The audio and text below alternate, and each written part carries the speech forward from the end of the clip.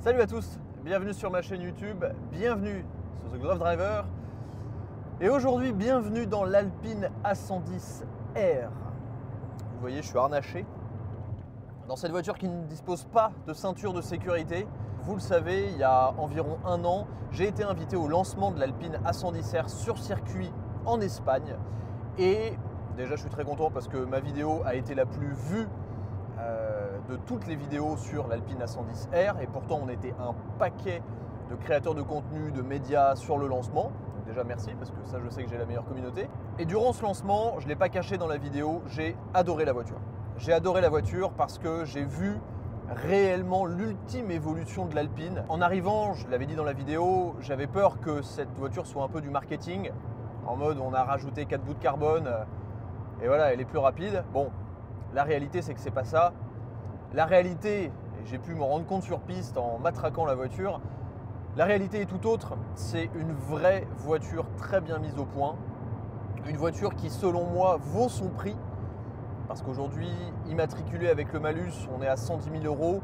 En neuf, pour ce niveau de performance et d'exclusivité, il n'y a rien qui existe. Je rappelle que sur une Alpine A110, on a, alors j'ai plus le chiffre exact en tête, mais on a genre 3 000 € de malus ou quelque chose comme ça. Bon voilà, j'ai pas besoin de vous faire de dessin. Petit aparté, évidemment, j'ai mes gants de conduite The Glove Driver, ils sont encore disponibles sur le site internet de La Main de l'Homme pendant plus très longtemps, parce qu'on arrive déjà à la fin des stocks qui étaient proposés. Je vous rappelle que c'est une édition limitée de mes 2 paires de gants de conduite. L'objectif de cette vidéo, que j'ai tournée en décembre dernier alors qu'il faisait 0 degré et qu'il pleuvait énormément, ce qui n'était pas idéal pour des semi-slicks, c'est d'emmener la voiture à Yann Le Jossec. Pourquoi ? Parce qu'il y a quelques années, c'est Yann qui m'a fait découvrir pour la première fois l'Alpine A110. Vous connaissez mon amour pour cette voiture, je n'ai plus besoin de le répéter, vous savez que mon objectif reste un jour d'en acquérir une. C'est vraiment quelque chose pour lequel je travaille et pour lequel je me lève tous les jours. Je sais que chacun d'entre vous avait aussi des objectifs comme ça de voiture. Moi, c'est l'Alpine A110. J'en ai d'autres, mais pour l'instant, c'est celle-là. En discutant avec Yann, il m'a confié qu'il n'avait pas encore essayé l'Alpine A110R, donc l'occasion était parfaite pour échanger avec lui autour de cette voiture et voir si lui aussi allait déceler les changements qui ont été apportés à cette voiture. Donc vous...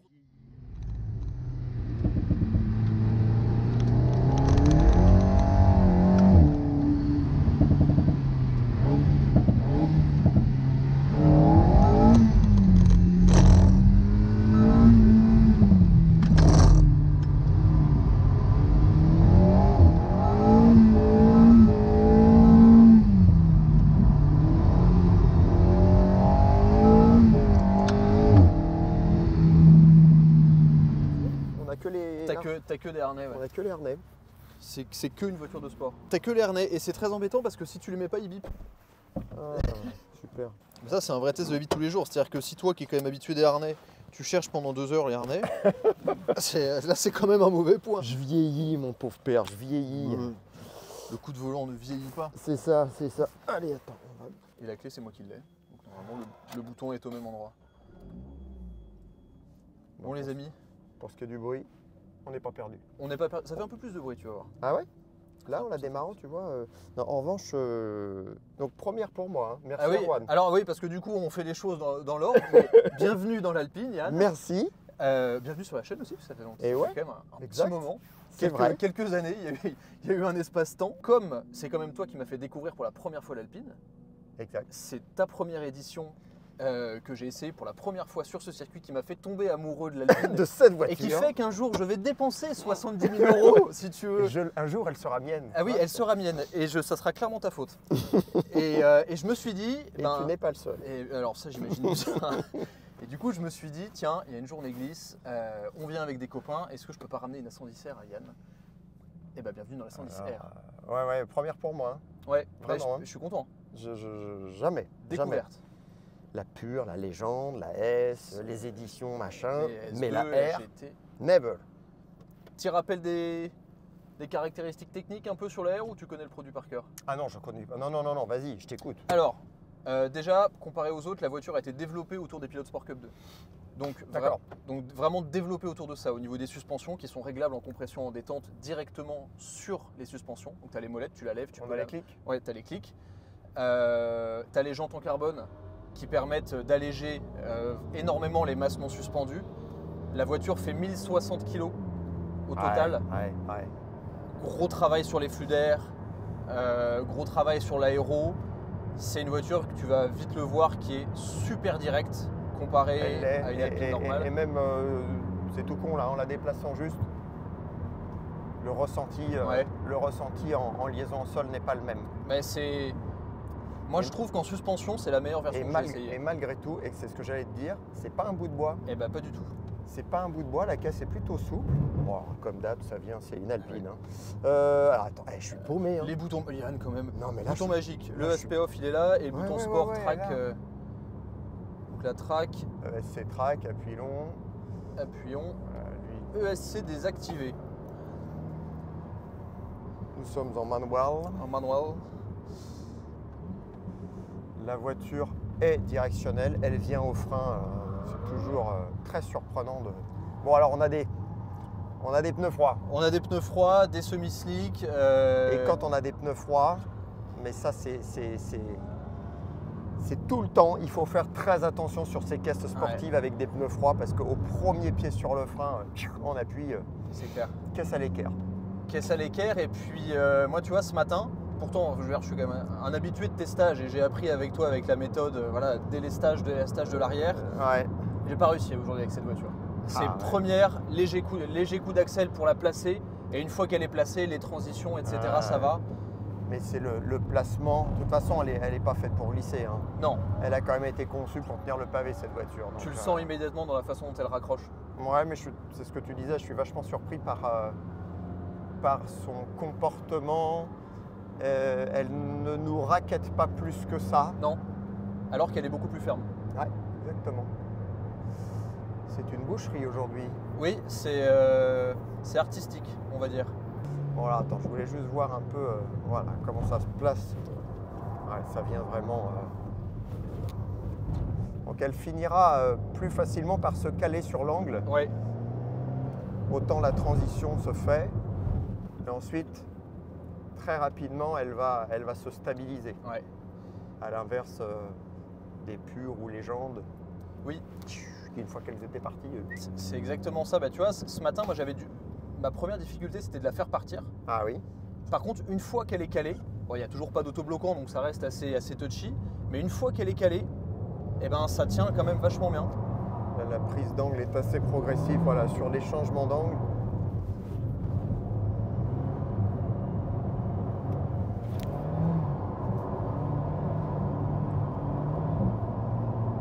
Ah ouais, même en 4. Ah oui, je pense qu'on peut même mettre 5. Parce qu'en fait, quand tu es à l'équerre, tu as besoin de peu de puissance. Tu ne fais qu'entretenir un point de saturation. Ouais, c'est vrai. En revanche, quand tu commences à perdre de l'angle et que tu veux continuer de créer du patinage, là, il faut être sur le bon rapport. Exactement. Mais quand tu fais le cochon avec un tour entier de volant, tu peux même mettre un rapport au-dessus. Ouais, c'est vrai. Tu auras à peu près ce qu'il faut pour entretenir. Piste à contresens aujourd'hui. C'est surprenant. Hein. Ce qui est bien, c'est que tu les vois arriver. C'est très très surprenant. Tu les vois arriver. Je voulais juste voir ce que ça donne au lever de pied. Ouais. Donc au lever de pied, tu vois, elle a sous-viré légèrement. Ouais. Ce qui est plutôt rassurant en fait. Hein. Mais moi, je trouve la voiture justement très rassurante. Elle est très rassurante, elle est progressive. Le comportement est ultra lisible. Ce qui l'était moins sur les générations initiales. Complètement, où tu peux avoir la caisse qui se désolidarise un petit peu quand tu commences à trop lui en demander. Plus haute. Je sais pas où on en est en hauteur de caisse sur cette voiture. Elle est très basse celle-là. Par rapport à une ES par exemple. Mais bon, on garde cette progressivité au placement. Là, on développe 300 chevaux. 300, ouais. 300, 350 de couple, j'ai envie de dire. Je crois que je dis une bêtise, mais 320, 350, quelque chose comme ça. Ok. Et caisse vraiment plus légère, 1060 kg. Ouais, c'est ça. Et Alors, c'est une voiture qui est déjà naturellement légère, donc... oui. Alors, on roule pas vite là, hein, on roule pas vite. Voilà, c'est une journée où tout le monde glisse, donc ça n'avance pas bien vite. Mais ça, c'est peu de le dire. C'est peu de le dire. Là pour le coup, c'est même impressionnant. Ouais. Et puis il y a un aileron, donc ça va plus vite. C'est Et une lame. Et une lame. Et une lame. C'est absolument scientifique. Oui. C'est prouvé. Ça, en revanche, c'est toujours aussi agréable. Ah, ça c'est vrai que c'est extra. Hop, tu vois, assez rapidement, on va reperdre un peu le train avant. Ouais. Ce qui n'existait pas sur les Alpines, où une fois qu'elle était sur l'angle, tu avais vraiment un arrière qui pivotait autour de l'avant. Là, si tu as peu d'angle, tu peux quand même avoir ton train avant à un moment qui va de nouveau saturer un peu. Ouais, Une fois de plus, ce qui est plutôt rassurant. Alors là, on est à 2 à l'heure, c'est pas très grave, mais quand tu commences à mettre du rythme, c'est plutôt rassurant. Voilà, on pourrait avoir un train avant qui ripe un peu. Et là, je trouve que la transition entre le train avant qui sature et l'arrière qui commence à partir est extrêmement lisible. Ouais. Il n'y a pas de surprise. Oui. Tu sais que ça va arriver. Oui. Ce qui est quand même un bon point. Mais ce qui est lié à l'équilibre naturel de la voiture. Ouais, tu sens parfaitement ce qui se passe. Là, on perd un peu l'avant. Ouais. Et là, elle vient. Elle vient quand même assez naturellement. Là, on perd un peu l'avant et on est vraiment limite des 4 roues. Ouais. C'est surprenant. Mais c'est plaisant en même temps, je trouve. Je la trouve. Tu sens ce qui se passe. Hein. Ah bah, même moi en passager, j'ai l'impression de la conduire. Ah ouais, tu sens vraiment tout ce qui se passe. Regarde. Si je regarde la voiture de devant, obligatoirement.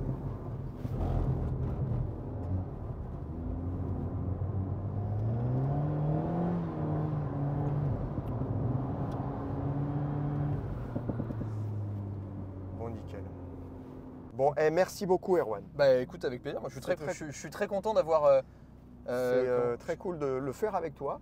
Déjà. D'abord, parce que tu sais de quoi tu parles quand même. Et puis à 110R, je n'avais pas mon tableau de chasse. Eh ben yes. Parfait. Extra. C'est difficile. On a tous les deux la chance de conduire beaucoup de voitures. C'est Oui, rare d'en c'est trouver vrai. parfois certaines qui ne sont pas essayées encore. Mais tu vois, ce petit Ça, habillage. ça c'est bien. Là. Ce Ouais, moi, petit ça, j'aime habillage, beaucoup. c'est très chouette. Bon, après, on voit le Exactement. plastique derrière. Mais bon, ça, Ouais, mais l'habillage est chouette. Ah, puis c'est vrai qu'il y a. Alors, par contre, ça me fait beaucoup rire. Je sais pas si c'est dans les Alpines normales, il y a, mais là, il n'y a pas de. Dans les Alpines normales, il y a. Il y a la petite vitre. Ouais. Et là, il y a Mais pas. il y a aussi. Oui, alors ça, il y a aussi. Parce que, oui, mais j'ai compris. Ah bah, non. tu sais, quand tu C'est la version utilitaire. Exactement. Alors, je sais pas si fiscalement tu vas pouvoir expliquer ça à l'État français. Si, Mais pas de mais TVS. Je vous promets. Pas de monsieur l'agent. TVS, TVA récupérable, on est au top. Ouais, mais en termes d'angle mort, cette voiture, c'est vraiment le pompon. C'est-à-dire que si tu arrives sur une jonction perpendiculaire, là, il n'y a pas. C'est au petit bonheur la chance et vaut mieux s'insérer vite. Parce que tu ne sais pas ce qui t'arrive. On a les bip bip quand on recule ou pas? Ouais, t'as une caméra de recul. Oh oui, c'est grand. Et bleu, pardon, bleu, blanc, rouge, pardon. Ah, j'avais pas vu. Pardon. C'est Ah. bon. Avec, Bon, allez. la qualité de caméra arrière Absolument. relative à Alpine. Voilà. Bon, là, il y a un peu de terre dessus, mais On n'est pas en 4K. on n'est pas en 4K. C'est un 3310 qu'ils ont collé sous l'aileron.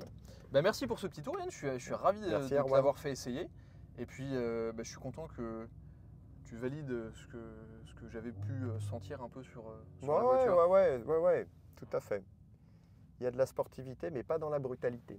Non. Et sans doute de l'efficacité. Peut-être qu'on aura l'occasion de Ça, la rouler. Ça serait cool. De la Moi, rouler plus vite pour vraiment sentir ce qui se passe, parce qu'initialement elle a quand même été conçue pour ça. Pour rouler oui, vite à la base, c'est sûr que c'est pas forcément son terrain de jeu. Elle le fait parce que c'est une Alpine et parce qu'elle est et bien être née. efficace. Ouais. Mais pour l'avoir essayé sur piste, moi j'avais adoré. Et tu as Ouais. vraiment cette voiture qui, effectivement, tu rentres super fort sur les freins, tu rentres et la voiture elle va enrouler sur le sec Mm. avec les pilotes Sport Cup de show, avec une progressivité. Mm. Et tu fais vraiment, tu fais des arrondis, mais parfait. Mais ça se sent un tout petit peu là déjà. Ouais. À la fois une voiture incisive que tu peux perdre si tu la Mm. sursollicites, mais ça c'est normal et c'est plutôt rassurant. Et une auto assez progressive. Venez au stage de glisse Pégase Pilotage. Parce que, Venez glisser. mais venez glisser. Parce que moi, c'est là que j'ai appris. Et c'est grâce à ça que. Et j'insiste lourdement parce qu'il y en a encore beaucoup qui disent oui mais moi je vais pas aller glisser parce que quand je glisse je perds du temps. Ah oui, non, erreur. Et alors il faut pas voir le truc comme ça. Il faut se dire que tu fasses du rallye, du circuit, de la terre, de quoi que ce soit, si tu cherches la petite bête à un moment tu la trouves. Oui. Et donc obligatoirement savoir glisser, c'est d'abord savoir aussi ce qu'il faut faire pour éviter de glisser déjà. Fact. Et accessoirement, c'est ce que je dis à chaque fois, moi du rallye j'en ai fait, je voulais pas que ça glisse. Et Bah puis non. à un moment, en me mettant comme ça, elle s'est mise à glisser. Ouais. Soit tu sauves les meubles, soit tu coupes du bois. et en rallye. C'est Et ça. donc c'est pas bon parce que j'ai coupé du bois aussi en Ah rallye. oui, avec la voiture, hein, voilà, J'ai faut coupé. se représenter le Non, truc. c'est pilote ou bûcheron, faut choisir son outil. Moi Ah j'ai oui. coupé des arbres avec une 106, il faut pas le faire. C'était pas écrit comme ça sur le manuel, quoi. Non mais voilà, glisser ça permettra jamais d'aller plus vite. En revanche, ça permettra soit de sauver sa place, Oui. éventuellement en compétition, et surtout peut-être de sauver sa voiture. Anecdote qui validera ce que tu dis. La première fois que j'ai fait une compétition en Caterham, j'étais sur le circuit de Charade, qui est quand même relativement Oui, dangereux, c'est chaud. surtout quand tu n'as jamais fait de compétition, etc. Les Donc c'était le murs, premier week-end de compétition, il s'est mis à pleuvoir. Charade, Je oui. n'avais jamais roulé sous la pluie. Mm. Donc on part tous avec la peur au ventre, Mm. le pipi de la peur avant d'y aller, pour, Avant, tout, ouais, pour tout le pour monde. tout le monde, pour tout le monde. Et je me suis qualifié premier parce qu'en fait, même si je ne savais pas aller vite sous la pluie, je ne connaissais pas les trajectoires pluie, etc. Une T'avais voiture qui glisse T'avais moins la- ne me faisait pas peur. Bah oui, exactement. Tu n'avais pas l'appréhension de. Aucune. Et Mm. j'étais le seul. Et je me suis qualifié premier. Excellent. Et moi, j'ai fini deuxième, je crois, ou troisième. Alors que j'avais pas l'impression d'aller vite. Mais Ouais, ouais. avoir appris ici, Mm. la voiture qui glisse ne me faisait pas peur. Je savais comment maîtriser, je savais comment freiner la voiture, je savais comment rentrer avec un peu de glisse. Mm. Et grâce à ça m'a toujours aidé à aller plus vite sur piste. Ouais, Toujours, en tout toujours. cas, voilà, en tout cas, ça te sécurise sur certaines phases de pilotage C'est clair. ou sur des conditions un peu merdiques. Aujourd'hui, ce sont des conditions merdiques. C'est ça. C'est une piste glissante d'abord, naturellement, c'est un Mm. vieil enrobé. Et puis juste la petite humidité qui va bien, au top, quoi. Et accessoirement, une fois que tu maîtrises bien, c'est quand même très amusant. Alors oui, même moi, après 30 ans, ça m'a pas lâché. Non, mais moi non plus. Je m'amuse encore. Donc, Ça fait pas 30 ans, mais je reviens Je confirme. inlassablement. Voilà. Parfait. Eh ben merci Yann. Merci, Je vais continuer à utiliser les pilotes Sport Cup 2 pour un usage pour lequel ils ne sont pas prévus. c'est ça. Le grip, comment ça, du grip? C'est juste pour toi.